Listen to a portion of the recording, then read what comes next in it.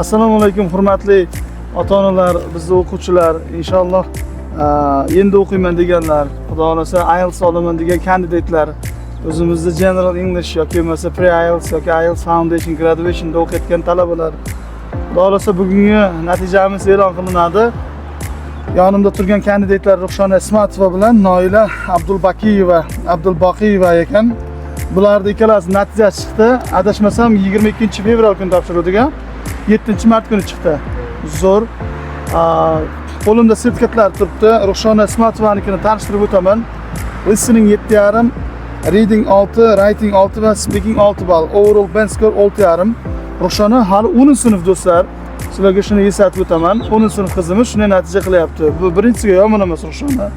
Inshaalloh keyingi yurishlaringizda, keyingi muvaffaqiyatlaringizda xudo xolasa bu 8,5 natijani qo'lga kiriting. Xudo xolasa eng kamida 8,5 C2 level bo'lish kerak. Mana do'stlar Ruxshonaning sertifikati. Mana bu British Council'da nimasi? Envelope. Rahmat. Mana Ruxshona sertifikatingiz o'zingizga xudo xolasa bu kelajakda nasib bo'lsa juda ham katta muvaffaqiyatlar olib kelsin.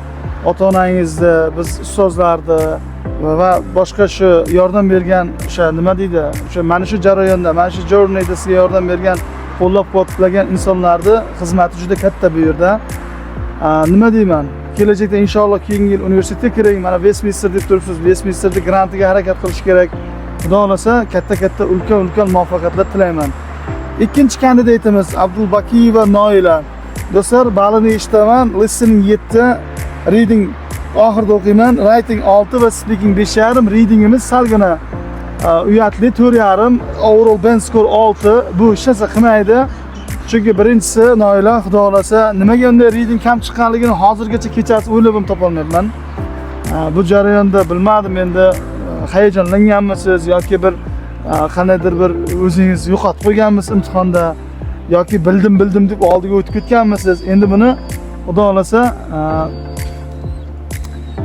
nasib bo'lsa keyingi imtihonlarda xudo xolasa to'g'rilaysiz degan umiddamiz. Inshaalloh mana bu yil Jahon tillari universitetiga kirmoqchisiz.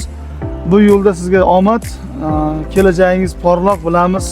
Xudo xolasa General English va IELTS instructor bo'lmoqchisiz. Yo'nalishida ishlab juda ham nima faxrli kasb. Sizni o'zimiz taklif qildik. Xudo xolasa Yevro gruppalarida nima o'qitmoqchisiz. O'sha bu juda ham yaxshi taklif va bu taklifni qo'lga kiritishingiz juda muhim deb o'ylayman. Chunki o'sha kelajakda bari English teacher bo'lsangiz, sizga metodika va experience juda ham asqotadi. Ota-onangizni, ustozlaringizni, hamma bergan insonlarning mehnati bu.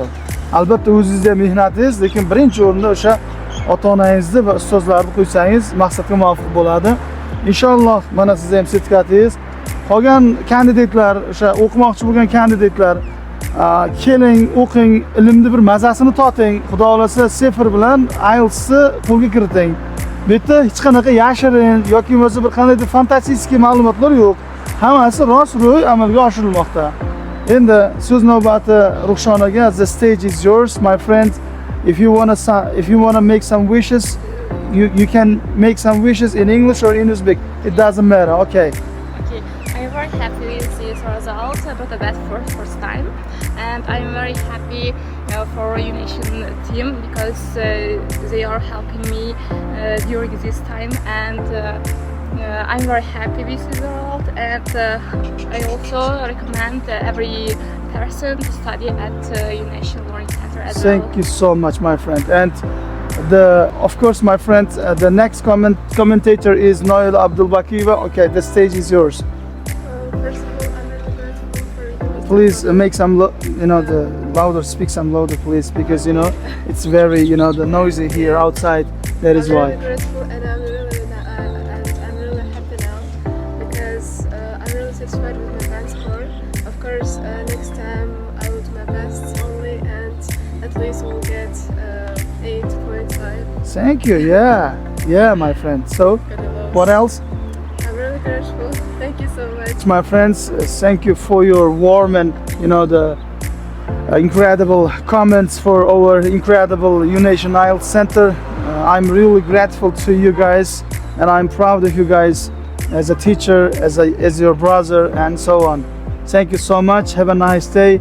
And yes, we have to make some shots because this is our memory. Thank you so much.